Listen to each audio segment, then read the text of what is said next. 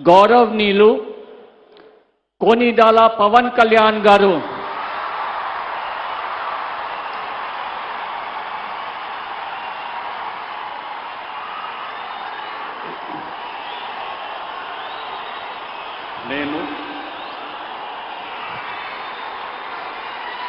కొణిదెల పవన్ కళ్యాణ్ అనే నేను శాసనం ద్వారా నిర్మితమైన భారత రాజ్యాంగం పట్ల నిజమైన విశ్వాసం విధేయత చూపుతానని భారతదేశ సార్వభౌమాధికారాన్ని సమగ్రతని కాపాడుతానని ఆంధ్రప్రదేశ్ రాష్ట్ర మంత్రిగా నా కర్తవ్యాలను శ్రద్ధతో